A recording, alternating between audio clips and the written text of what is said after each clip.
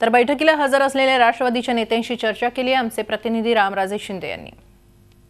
आपल्यासोबत सुनील तटकरे जी आहेत, जयंत पाटील जी आहेत, धनंजय मुंडे जी आहेत आणि हे बैठकीमध्ये उपस्थित आहेत। बैठकीमध्ये नेमकं काय झालेलं हे आपण जाणून घेणार आहोत। तटकरे साहेब, मला अगोदर सांगा, महाराष्ट्रामध्ये बैठका झाल्या, नंतर इथं यावं लागलं, इथं मुख्यमंत्र्यांना स्वतः यावं लागलं, चंद्रकांत दादा पाटील आले, इथे तरी तोडगा निघतोय का नाही? आजच्या या बैठकीच्या माध्यमातून सरकार कर्जमाफीच्या संदर्भामध्ये जो काही निर्णय घेतोय त्याचा लाभ अधिकाधिक शेतकऱ्यांना कशा पद्धतीने होऊ शकेल या दृष्टिकोनातून त्या ठिकाणी चर्चा झाली। काही भूमिका पवार साहेबांनी त्या ठिकाणी मांडली। एकंदरीत चर्चेमध्ये बहुतांश विषयावरती विचार करण्याच्या दृष्टिकोनातून मुख्यमंत्र्यांची अनुकूलता त्या ठिकाणी पाहायला मिळाली।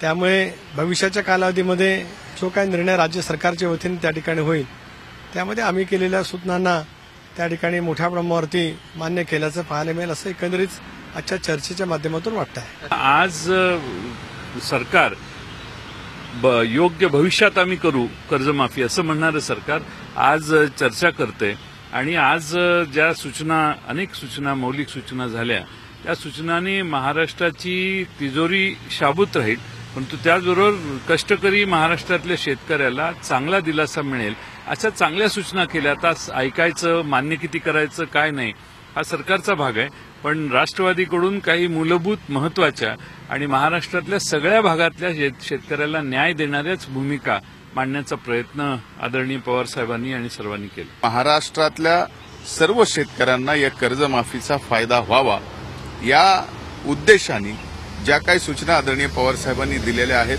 त्या जर सरकारने ऐकल्या तर नक्कीच याच्यामध्ये महाराष्ट्रातल्या सर्व शेतकऱ्यांचा फायदा कर्जमाफीचा होऊ शकतो। तुम्ही आश्वासन देताय सरसकट कर्जमाफी होणार आहे? नाही, याच्यात मी सरकार नाहीये, त्यामुळे मी आश्वासन देऊ शकत नाही। या चर्चेमधून आज निघते नाही, या चर्चेमधून मला असं वाटत नाही की या चर्चेला अंतिम स्वरूप येईल। याच्या नंतरही आणखीन एका दुसरी चर्चा होऊ शकते आणि त्या चर्चेच्या नंतर अंतिम स्वरूप या ठिकाणी येऊ शकेल।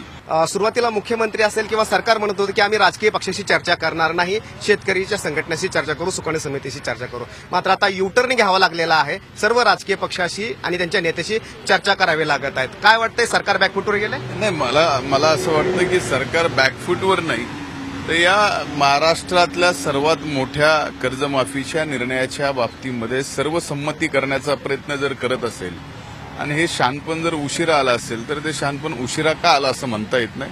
त्यांचा एक चांगला प्रयत्न आहे, ते करतायत। रामराज शिंदे, झी मीडिया, दिल्ली। झी 24 तास रहा एक पाऊल पुढे।